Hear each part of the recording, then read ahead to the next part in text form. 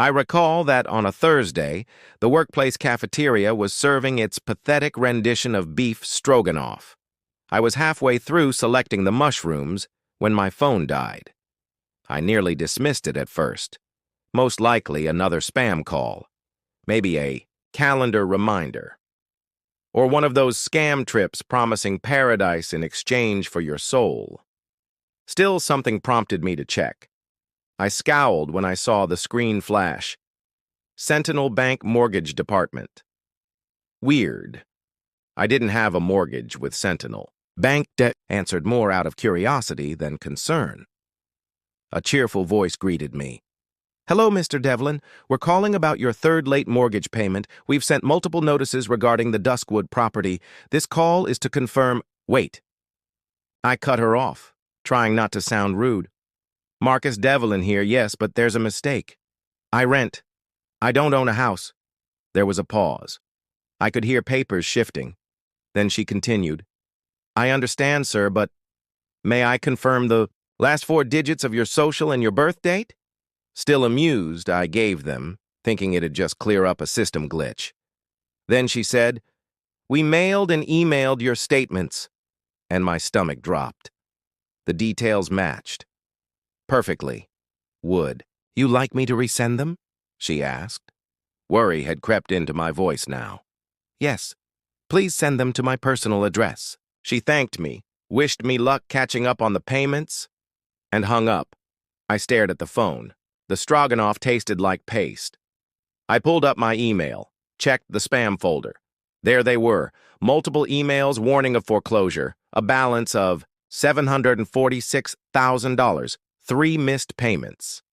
I clicked on one, opened the PDF, a home I'd never seen, an address I'd never visited. Then I saw the original mortgage contract, my name, my signature. Except it wasn't. The D's loops were too tight. The N tilted awkwardly upward, like someone pretending to be confident but wasn't. Someone had tried to be me, and they'd succeeded.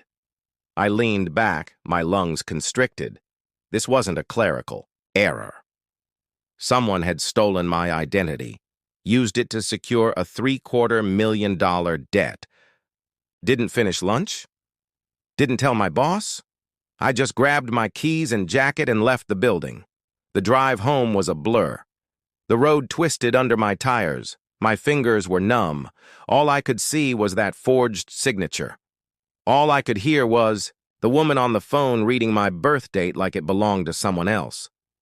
When I walked into the apartment, my wife was in the kitchen brewing tea. The air smelled of ginger and lemon. She smiled. You're home early. Everything okay? I didn't answer.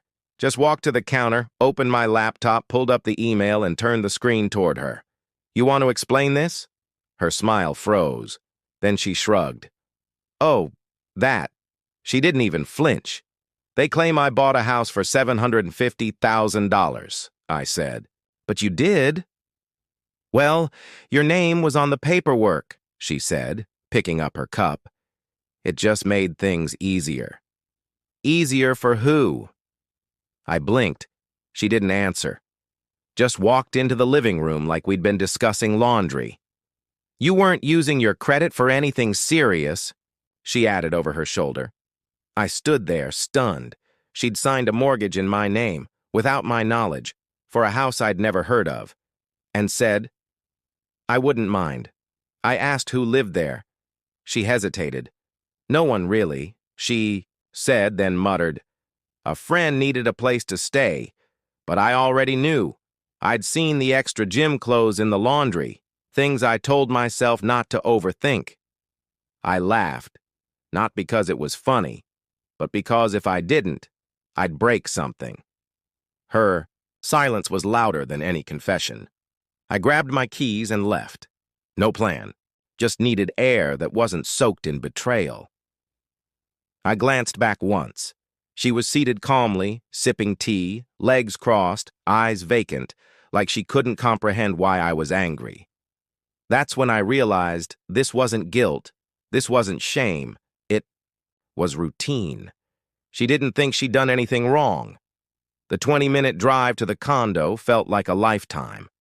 Time slows when your world unravels. I didn't turn on the radio. Didn't roll down the windows. I just drove. Silent, shaken, not from fear, but from the weight in my gut. Disbelief, betrayal. The realization that the woman I shared my life with had sold my name like it was a used coat. When I pulled in, I didn't go inside right away, just sat in the car, breathing. Already knew. Talia had stolen my identity, my trust, and used me for a $750,000 loan. It wasn't even a secret to her, just another checkbox on her to-do list. Inside, she was lounging in the bedroom, scrolling her phone, one leg tucked under her like she hadn't just detonated our life. "You're acting like someone died," she said without looking up. "I didn't sit, didn't take off my jacket." Just opened my inbox, pulled up the PDF, and turned the screen to her. "Who wrote this?" My voice was calm. Too calm. Like I was negotiating with a grenade. She sighed, tossed the phone aside. As I said, it was simpler. The loan officer needed a name with good credit. You weren't using yours. "Talia, this is identity theft. Fraud." She waved her hand dismissively. "You act like I ruined your life. I didn't run off with anything. I just used your name. You're still working." "Still fine. What's the issue?" That was the moment I realized, to her, this wasn't betrayal. It was resourcefulness. I didn't know who I married. I opened a browser, started researching. It didn't take long. I found the forwarding address. Gated community in Duskwood. Perfect lawns. Palm-lined streets. HOA dues more than my rent. Then I found it. 82 Alderview Court, sold in my name. Interior photos showed a luxury kitchen, vaulted ceilings, a backyard pool. Everything I never wanted. She'd day. Bought it and moved in. Without me. As I stared at the screen, she asked, "Where are you going?" "I'm going to see the house I paid for." Duskwood looked like a movie set. Identical mailboxes. Automatic sprinklers. I slowed as I reached Alderview Court. I already knew which house was mine. There she was, on the porch, laughing, wearing black, leggings, an oversized tee, a drink in one hand, leaning into a man with tattoos and gym arms, a golden retriever at their feet. He kissed her. They looked happy, like they belonged there, like this was their life. I sat in my car, silent. They didn't see me. I didn't want them to. I wasn't afraid. I was done. This wasn't a conversation anymore. This was war. I didn't yell, didn't scream.